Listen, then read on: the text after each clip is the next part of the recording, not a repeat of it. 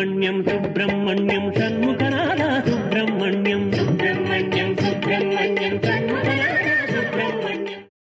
అశరీరవాణిగా వినపడుతుంది. బ్రహ్మాదులు నిలబడి ప్రార్థన చేస్తారంతే, అశరీరవాణిగా పలుకుతాడాయన.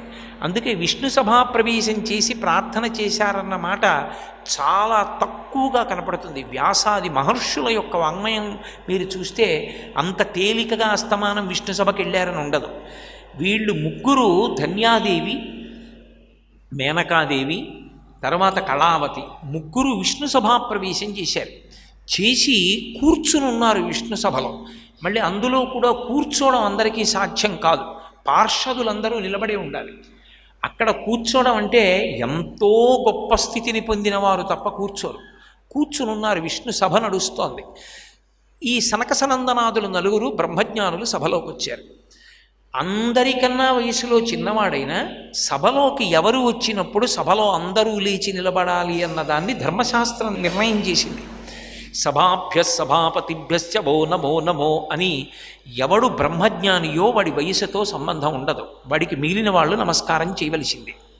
మీకన్నా మేము పెద్దవాళ్ళమండి అని అనకూడదు. బ్రహ్మజ్ఞాని అయితే ఆయనకు అందరూ నమస్కారం చేయవలసింది. వాళ్ళు వయసులో చిన్నవాళ్ళులా కనపడినా వాళ్ళు బ్రహ్మజ్ఞానులు.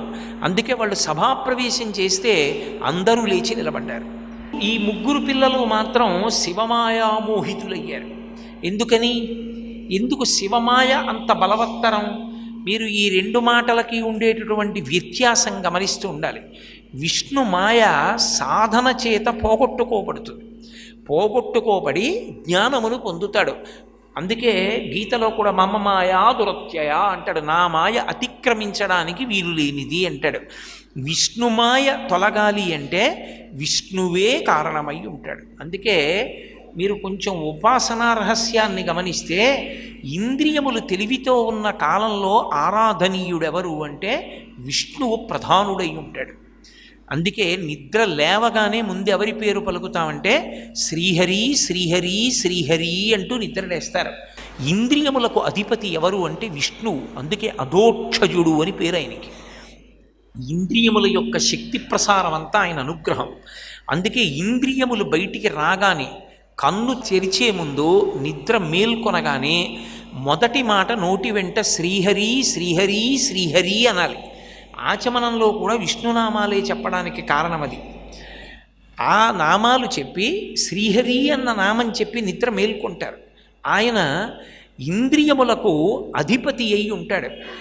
ఆయనని ఉపాసన చేస్తే ఆయన ఇచ్చే అనుగ్రహం ఏమిటి అంటే విష్ణుమాయని తొలగిస్తాడు. మాయ తొలగిపోతే ఎవరు కనపడతారు అంటే పరమశివుడి యొక్క అనుగ్రహం కలుగుతుంది.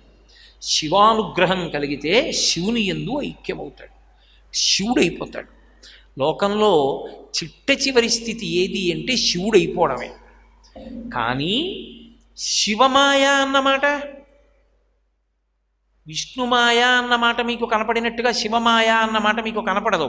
శివమాయ అన్నమాట మీకు ఎక్కడన్నా కనపడింది అనుకోండి, మీరు పరాకుగా వెనక్కి వచ్చి మళ్ళీ చదవమని గుర్తు పురాణంలో. శివమాయ సాధారణంగా ఎప్పుడు విడిచిపెడతాడంటే పరమశివుడు మహాజ్ఞానులను మోహింపచేస్తాడు.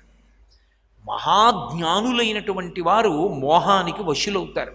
దీన్ని సౌందర్యలహరిలో శంకరాచార్యుల వారు పరమరహస్యాన్ని అద్భుతంగా చెప్పారు. హరిస్వామారాధ్య ప్రణత జన సౌభాగ్య జననీం పురాణాదీ భూత్వా పురరిపుమపి క్షుభమనయత్ అంటూ, అమ్మా నువ్వు అంత గొప్పదానివి, నువ్వు మన్మధుడికి ఎంత శక్తి ఇచ్చావంటే ఆయన వేసిన బాణాలకి నీ భర్త కూడా వశుడైపోయాడమ్మా అన్నారు.